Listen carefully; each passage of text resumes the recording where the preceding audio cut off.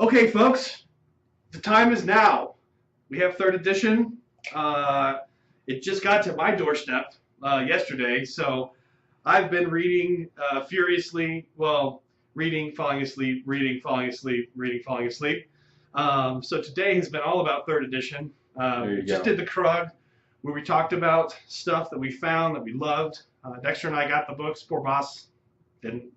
It's in the mail, right?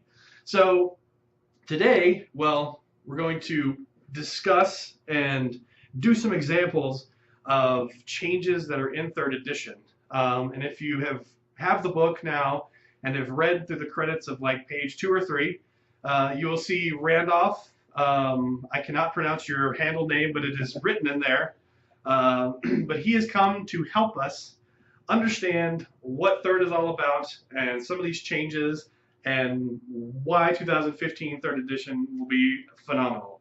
So Exactly. thank you, Randolph, for coming and Thanks to the for having me, Joe. Blockhouse and teaching me third edition and what I probably misinterpret rules as. So Exactly. Some of the things that we wanted to go into today are looking at some of the movement skills, specifically some of those special movement skills. They're still common skills, but they're your not typical movement. Some of the ones that have gotten some tweaks for the better, in my opinion, include things like climb, jump, super jump, going prone, and then for Joe, especially since he does have Coom Riders and he does have Penny, changes to mounting and dismounting from bikes. The first thing we wanted to look at is climb. With climb now, it's gone from being you have to roll, you have to make sure you get your pH, what's going to happen if something bad happens, yada, yada, yada. Now climb, very simple. It's an entire order skill. You move your first movement value. So going with Mr. Tank Hunter here, who's positioned there, we know medium infantry moves 4-2. So he wants to go ahead and climb up to the top of the building. Let's take a peek and see if he can. We measure very nicely. We can see under those 4 inches. So up he goes. Whee! Additionally, one of the great things as well is now, since everyone has a silhouette size, anything that is lower than your silhouette is no impediment to you. You can go right over it. So if we were looking at folks in real life, anything that's from here down, since I'm a trained soldier in the game, I can get over that. Me? No. Trained soldier? Yes. So in the game, goes right over it. badass tank hunter, totally no problem. I can jump over this, no impediment. Exactly. Exactly. Now, one of the things we also want to take a look at is, let's say he's noticed the Hexa sitting up on, move him in a little bit, he's noticed the Hexa sitting up on the other roof from the bottom of this building. He's like, you know what? I'm going to climb up and get him. So we take a peek and we say, alrighty, how far do I have to go? Now we can see this building, a little over 5 inches. Before, no can do. Because since he can't make the entire thing in one go, he can't do it at all. Now, I can go ahead and make sure when you're doing it that you're climbing up like this, because that's how we want to do it. That's the way it's. So I go up 4 inches and I sit there. And again, before I fall down, I die. Now I sit there, I sit there. I thought you could stick it. I thought you could do it would be 2 rolls. But in second edition you could still stick it, but if you failed that second roll, you're falling the whole distance. That's totally suckage. You're right. You're right. Now, no roll, I just sit there. And now I decide another order, I want to come up. So I go ahead and look. Yeah, I could do that in my first move. So I come up, and before I make that roll, I come over. Would I keep moving? I don't know. I can't remember exactly. I think you would. I think it's just a movement. Yeah, that's what it used to be. You were able to keep moving. Now, if you're done climbing, you're done. So I go up over the parapet. I'm right next to the Hexa, and I just hold still, and I'm done. And of course, for both those, whatever AROs I might have generated while I was climbing, since I'm using an entire order skill, I just have to eat them. I don't get to change anything. So as soon as he pops up, Hexa's gonna say, "Uh-oh, does the Hexa have a template? Hit him with a template maybe, or a Spitfire is what I like the Hexa for." Exactly. So yeah, you just gotta take it in the face, but you gotta hope that. And he doesn't have any armor for cover. He just has his regular, armor for armor 3, I believe, for a tank hunter. And if I get that wrong, horrible on me, because I play Ariadna. But yeah, so I like this new rule because falling in 3rd edition sucks, and we'll get to falling in a bit when we fail a jump.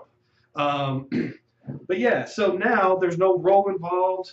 Low pH people can climb, which is awesome. Mm-hmm. I like it because in like Shasvasti Seed Soldiers, you can place them now on top of high things, and whenever they pop, they can climb down. Exactly. And they have like no pH whatsoever, and so they actually make it down. That's fantastic. As long as your little base sits flat on the thing, boom, you can climb it. You can't climb like a water tower or something. You can't climb around that, but you can climb a normal building. Exactly, you can climb out the normal building. And that, Joe, brought us into the next thing we want to take a look at, which is jump. And jump also has been much simplified. There's no roll, there's nothing like that. We'll go ahead and take our tank hunter. I love the no roll. We'll take our tank hunter back to the bottom of the building, and we'll look at it and say, well, you know what, I want to go ahead and I want to jump up. Now, much like with climb, jump is your first movement. So for the tank hunter, again, 4 inches, entire order skill. So I spend 1 order, and if it's 4 inches or less, I make it. So we can see, once again, that building is less than 4 inches, so he can jump right up. And now, on our next order, we can go ahead and we can take a peek. He's like, you know what? I need to get to the other building. I need to get to the building right over here that I got my hand on, so we're going to go ahead and take a peek.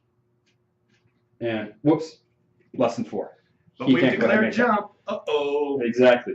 I declared jump, so I go 4 inches. I make like a Wile E. Coyote. I look down, my eyes bug out, and I fall. Is the cloud. That's not mind blown. That's just the cloud Mr. Wile E. Coyote makes. What's the damage on that, sir? Now, damage from falling, if you fall a little bit, you're probably okay. You fall a lot, you're going to pray for a doctor, and you want a hawk doctor, not a pano doctor. Playing pano, I know that the deadliest model out there is the trauma doc, because what you do to see how much damage you suffer when you fall is, again, go back to your movement. For the tank hunter, 4 is going to be his first movement value. You see how far he fell. So we're going to say top of the building. So we'll just measure the building. We can see he fell roughly 3.5 inches. What that means for him is, excuse me, my daughter's brought a cold home from school, so I'm starting to fight through that. Petri dishes. Exactly. So what you're going to see, he's falling a single 4-inch section. So whatever that distance is that you fell, you're going to divide up into those 4-inch sections. It's just 1. So Mr. Tank Hunter is going to have to go ahead and make a single roll against a damage 10 hit. Ouch. And so, well, for Mr. Tank Hunter, with that 3 armor, of course, you're going to be saving 7s or above. Not that bad for him. One thing we can go ahead and take a look at, and we're going to adjust the building a little bit to do this one, is if Mr. Tank Hunter decides, you know what, I'm not going to climb, I don't have time to do that, I'm going to jump and try and kill my old friend, Mr. Hexa. So you have to climb down, climb back up. It's exactly. Like 5 orders to get there. We're going to go from the front of his base. Remember, now we're measuring everything from the edge of the base, the same spot. We declare jump, we look and we see, oh no, I failed. And I don't fail from here, I don't fail from here, I fail from the highest part of my jump. So I go crashing to the ground. We take another peek at the damage, at what it is, and we're going to see, again, it's about 5.5 inches roughly, which takes us into a new level of pain. Because it's not a matter of, for every full section, I suffer a damage 10 hit. For every section or part thereof, I suffer a damage 10 hit. So Mr. Tank Hunter, he just suffered a damage 20 hit. No bueno, man. No bueno. Yeah, that's very unbueno. Additionally, another fun thing about falling damage, which means you really don't want to do it, much like fire, you keep rolling until you succeed. So if he fails to get that 17 that he needs, that 18 that he needs, and he goes unconscious, he needs to roll another time to see if he's dead, and then another time, and then another time to make sure that, and Obviously, after 2, he's dead. We don't care anymore. But for somebody big, like, say, Tag, he's going to keep going and going and going and going and going Ooh, until it gets nasty. I like that, man. Especially because you love to climb and jump tags to kill me. You have something wrong with the drag out climbing to the top of a building and killing a sin eater? I don't have anything wrong with it if I'm doing it. I have something wrong with it if I'm getting shot at with the Drago. Oh, the drag out. No, like much. So now that we've done regular jump, do we have anybody who can super jump? Da, da, da, da. Cameronian. So exactly, we have to bring in the psycho werewolves from Hades. And now looking at well, Dog Warrior is my favorite. Cameronian's close second. exactly. Now super jump is going to be a lot of fun for the Cameronian. Beautiful thing about super jump is now instead of his jump being an entire order skill, his jump is still his first movement value, but it's a short skill, and he can do other things while he's doing it. So he can decide, you know what? I see that little Hexa sitting there. I'm going to go ahead and jump up, and I'm going to kill him. So Mr. Nice Cameronian can decide, I will jump 6 inches straight up, and I will make him eat a pair of chain rifles to the face. And that's the great thing is, he can go ahead, he can do that. He can, if he wanted to jump up and then move, he wanted to jump up and kill me in close combat, which he would, because it's Pano, and if you're not a knight, you don't have close combat in Pano. Excuse me again, he'd be able to go ahead and do that. The other wonderful thing is, and I forget the exact words since I unfortunately left my book at home. I forget the exact words, but oh, now I remember.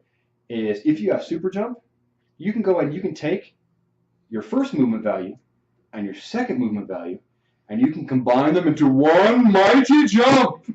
The super jump. Exactly, the super jump. So Mr. Cameronian can decide, you know what? I want to get right up in there with that Hexa, but truth be told, I want to get behind him. So it's like, I'm going to go from right here, again, edge of the base, always the same point. I can decide, I'm going to go ahead and jump 10 inches. And jump 6 inches, because you can't, like, jump this way and then jump that way. It's a full 6, and then the second movement, they both have to be in a straight line. Yeah, they have. You're combining both of them to make a single mighty jump.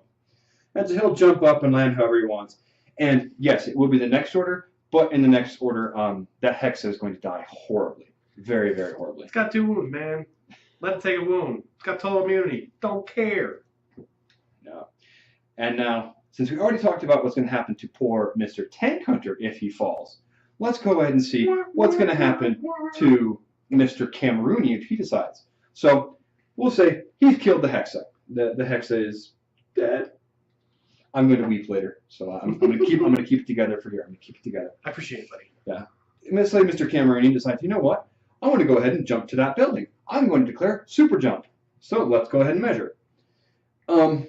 Yeah. We fell a lot short. So he's going to go ahead and fall. But he's a Cameronian. But He super jumps. And what he decides to say is, let's go ahead and take a look at how far I fell. So we can see from the buildings, it's a little bit up.